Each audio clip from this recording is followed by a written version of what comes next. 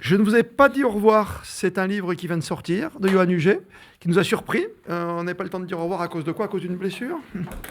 Un peu tout. Un peu tout. Un ras-le-bol général de la vie de sportif et j'avais besoin de couper.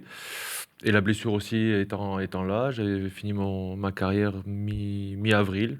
Donc voilà, Ouais. j'avais besoin de poser certains mots sur un livre. Mais parce que la dernière blessure, c'était pas la première, c'est vous arrêtez, vous sortez du vestiaire, vous dites pas au revoir aux copains, c'est ça aussi Ouais, un c'est peu, ça, hein.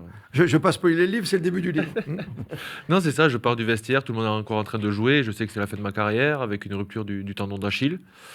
Et c'est une blessure que je traîne depuis un moment. Je savais que le coup près, il allait tomber. À quel moment, je ne sais pas. Mais voilà, ça a permis de. Ah, on sent, c'est pas une rupture nette du tendon d'Achille, ça, vous Si, sentez si, déjà là, la douleur Ah oui, ça fait avant 2-3 ans que ça qui traîne. durait, ça traînait. Et comme on est dans un sport où on enchaîne pas mal de matchs, on n'a pas forcément le temps de récupérer. Et dès qu'on récupère un peu, ben, les matchs sont là, changement de température. Et c'était très dur à gérer. Et cette blessure-là m'a fait beaucoup de bien pour justifier la fin de ma carrière. Voilà, comme ça c'était le moment de s'arrêter, de s'occuper des enfants aussi un peu. Ouais, beaucoup, beaucoup. Donc ça fait, voilà, j'avais besoin de partir, de pas me retourner, de voir ce qu'il y avait devant, de passer aussi des diplômes, parce que ça fait 15 ans qu'on est dans un rectangle vert, qu'on voit les mêmes têtes au fur et à mesure du temps, et il faut se mettre au goût du jour. Et vous avez fait Limoges, hein, quand vous dites que vous passez vos Ouais. diplômes, c'est pas de l'entraîneur de rugby, c'est aussi. Non, j'ai fait manager général, donc avec des anciens. Mais il y a Zizou qui a fait ça. Ouais, Zizou a fait Tu ça. l'as fait, Zizou? Je suis allé à Limoges. Ouais, Ouais. j'étais- T'as fait de la Ah ouais, porcelaine Ouais, ou... c'était bien. C'était un peu rendez-vous en terrain inconnu pour moi à Limoges, quoi. Mais c'était bien. T'as raison. Tu vas te faire des amis sur Limoges, t'as raison. Non, mais c'était sympa parce qu'il y avait plein d'anciens sportifs avec qui on se lie d'amitié. Greg Pesley, Comment s'appelle le truc déjà? C2S de Limoges. Il y a Diomède, tout ça, c'est ça? Oui, il y est passé. Il y avait Greg Pesley qui était là, Greg Pesley. Johan Cabaye. Ah, Greg a fait aussi, ouais. Ouais, donc c'est sympa de côtoyer d'autres personnes. Ça veut dire que c'est quoi aujourd'hui la reconversion? Parce qu'aujourd'hui on vous connaît avec la télévision, parce que C'est TF1 ça. était un gros plus pour vous, vous le dites Ouais. dans votre livre, cette période avec Isabelle et Turburu, et puis surtout, ce qu'on a beaucoup aimé, ce sont vos visites. Hein, quand Johan Huget se déplaçait chez Thomas Ramos, chez votre copain Penaud que vous faites chanter, ou encore chez Dupont, Ouais, c'est ça. que j'ai revu dans Les Papotins, qui était expressif, et là aussi, avec vous, enfin on avait un Dupont expressif, quoi. Ouais, c'était le but quand j'ai rencontré François Pélissier d'apporter quelque chose Patron de des sports de nouveau. TF1. Exactement, d'apporter quelque chose de nouveau, ne pas faire une interview classique d'homme à homme.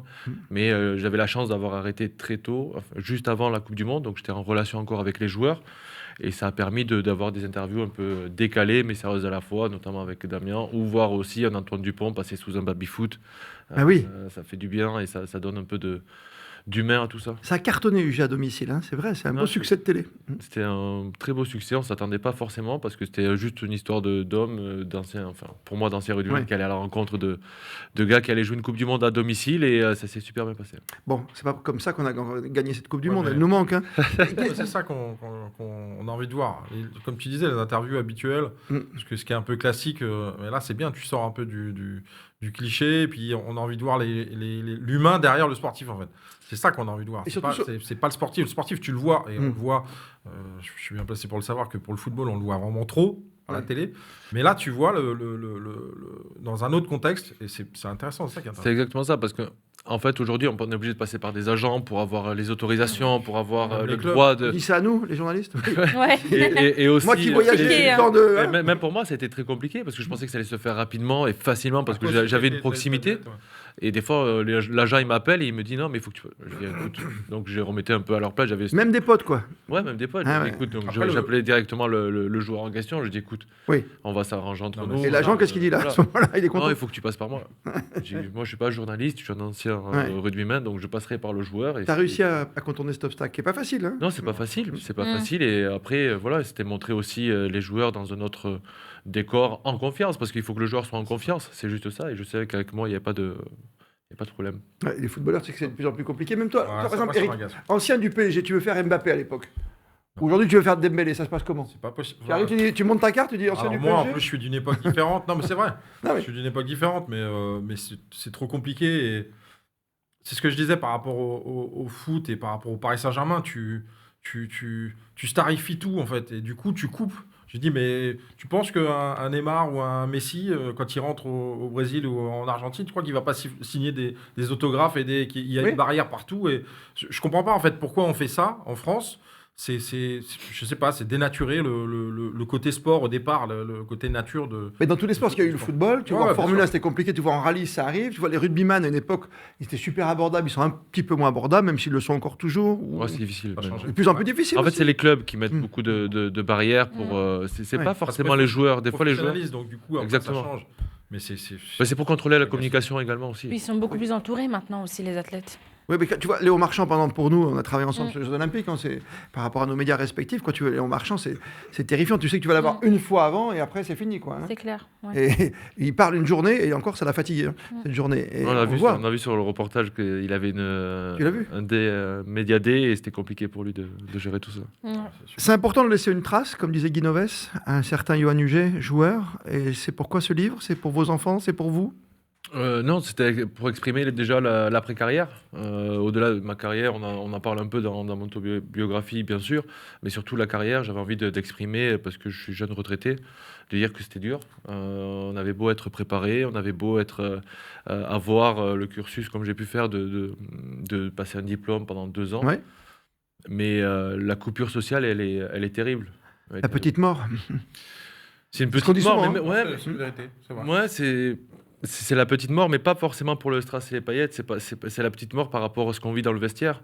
Le terrain ou les matchs, ça dure 80 ou 90 minutes, mais tout ce qu'on vit durant toute la semaine avec 30 ou 40 joueurs, plus. C'est les copains d'abord qui vous manquent? C'est cette ambiance de Exactement, vestiaire? c'est C'est ça. l'odeur? C'est les codes qu'on a entre Ouais. nous depuis 15 ans. De faire des blagues, ça on peut plus faire dans la vie d'aujourd'hui. Bah oui. C'est Un compliqué. peu moins. Comme dit Artus, c'est rigolo, c'est rigolo. Ouais, c'est rigolo. Ouais. C'est rigolo. Non, Il mais fait bien, il fait le rugby. on veut pas dire la blague d'Artus. Si, mais, quelqu'un voit une petite biscotte? Non. mais- Je vois que tout le monde a la ref, donc c'est pas mal. Non, c'est une légende, mais en tout cas, non, c'est toujours cette vie en communauté qui manque. Monter dans le bus, voilà, c'est pas forcément le match en lui-même parce que ça laisse beaucoup de traces, mais toute la vie qu'il y a derrière. C'est l'ambiance. Il y a un truc qui est terrible dans votre livre, et je crois que pour les sportifs, ça parle à tout le monde, c'est la blessure. Parce que vous dites tous les jours que vous avez mal dans votre corps, quand vous mettez du temps à vous réveiller, à vous lever, pardon. C'est assez hallucinant, quoi. Vous vivez avec la douleur tant que vous êtes champion de haut niveau? Ah oui, tout le temps. Tout le Parce temps? qu'il n'y a pas un sport où on n'a pas mal quelque part, une articulation, une cheville, une épaule. Tout dépend le sport que l'on fait, mais. Parce que c'est quand même. Non, bien sûr. En termes de sport de contact, c'est quand même l'extrême, presque.